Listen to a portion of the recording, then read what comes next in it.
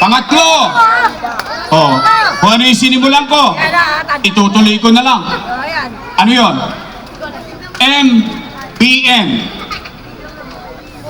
Pabahay at palupa. Ako may nabalitaan. May nag-award dito. Nang aangkin. Sila daw bumili. E titingnan nila kung sino pumirma at bumili ng lupa dito. Malalaman naman, hindi mo pwedeng ipagsinungaling ang isang bagay. Pero masaya ako sa panahon natin. Si Awe, testigong buhay. Ang dami natin biniling lupa dito sa lungsod ng Maynila. Ngayon, ibabalik ko ang pabahay, palupa, eskwelahan, pag-aaral, ospital na may gamot, pati health center na may gamot at maintenance ng minamahal kong lolo't lola. Alam na nila to, nasabi ko na sa kanila to. At trabaho. Yun ang gagawing kulit. Gusto nyo bang ibalik ko yun?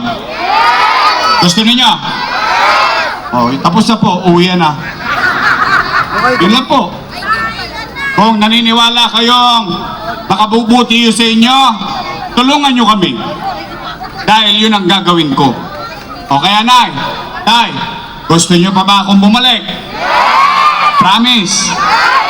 Gusto nyo bang bumalik ang gobyerno mabilis kumilos? Meron akong pakiusap. Total, dalawa lang naman ang pagpipilian ninyo, mga nanay ko, mga tatay ko.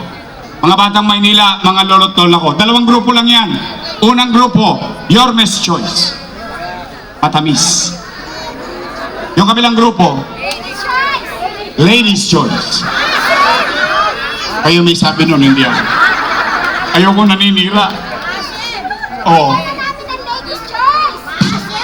Galit na galit si nanay. Paasim mo. Paasim ba talaga? Tay, pwede your best choice tayo. Hindi, arbor ko na to. Kung kayo'y naniniwala sa akin, ako nang bahala dito. Pag dito, may naligwak, umiba ng landas, kukutusan ko para sa inyo. Dito to. Kasi gusto ko, mabilis ang gobyerno eh. Pag ang gobyerno petiks-petiks at inuuna mga buhok, pagpapakulay ng buhok, hindi ganyan ang gobyerno. Nauna mga damit, hindi. Ang gobyerno, maaksyon, lalo na pag lokal. Tingnan ninyo. Nay, tay, tingnan nyo ha. Ito, simpleng tanong lang. Ang Pilipinas ba may utang? Trilyon. Tama mali? Naramdaman nyo? Nga. Tama ba? Maynila ng utang ng pandemya. Naramdaman nyo? Nagamit nyo? Ganun ang gobyerno. Kaya pwede ba akong makisuyo? Nay, pwede ba your best choice straight tayo? Promise? Ay, mga taga-ligo.